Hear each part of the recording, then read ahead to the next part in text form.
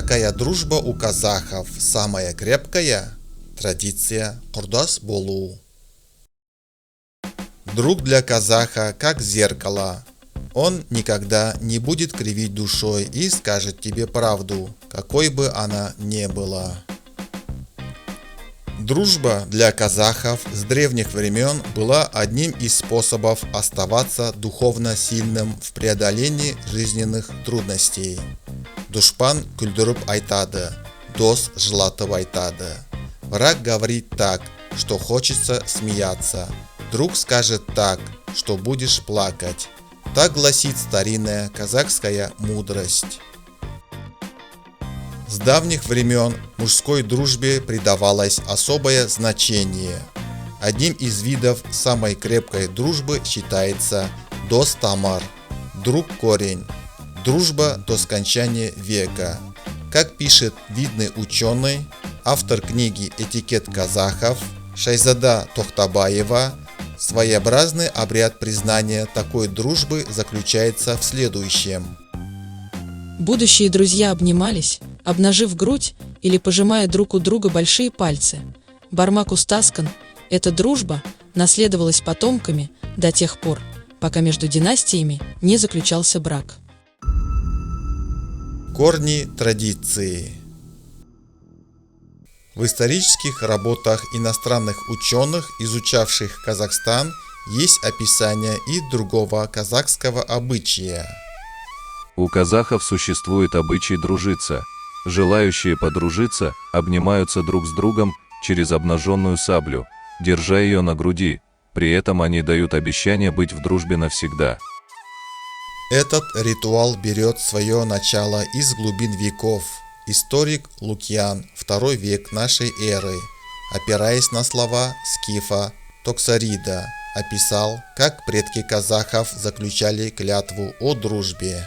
И вот, когда кто-нибудь избран в друзья, заключают союз и приносят величайшую клятву – жить вместе и, если понадобится, умереть друг за друга, и мы это выполняем.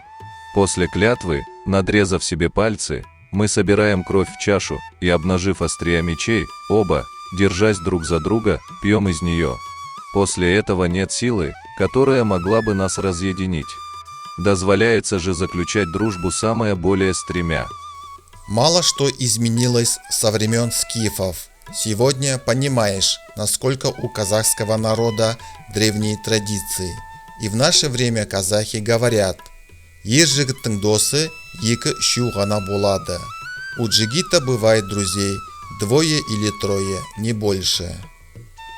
Пожалуй, самая редкая, но самая крепкая дружба называется жандостық.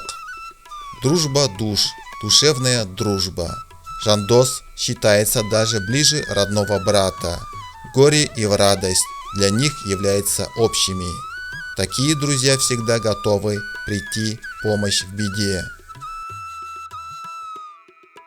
Конь как лучший подарок. Традиция от Мангызу.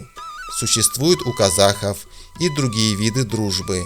Например, аос-тамар – словесная дружба, или малдос-тамар – друзья, дарившие животных. В этом случае предполагается обмен подарками, в том числе животными. Одним словом, друг должен подарить то, что понравится его другу. Дружба на одном слове. Есть также традиция дружбы курдас болу – быть избранными ровесниками. Это особый, обязывающий ко многому, но в свою очередь и приятный вид дружбы. Ровесники-одногодки начинают дружить очень просто. Вполне достаточным основанием служит уже то, что они родились в один год.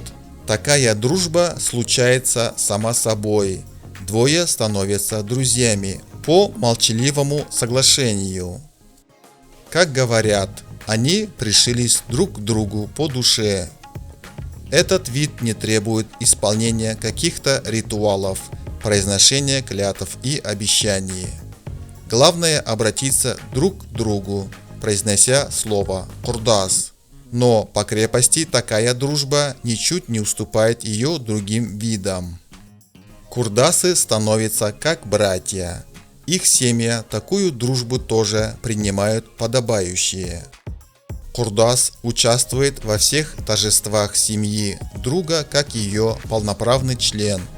Если в семье происходит выдача сыбаға, часть согыма, раздача свежего мяса для зимы, какая-то доля обязательно посылается и в семью курдас.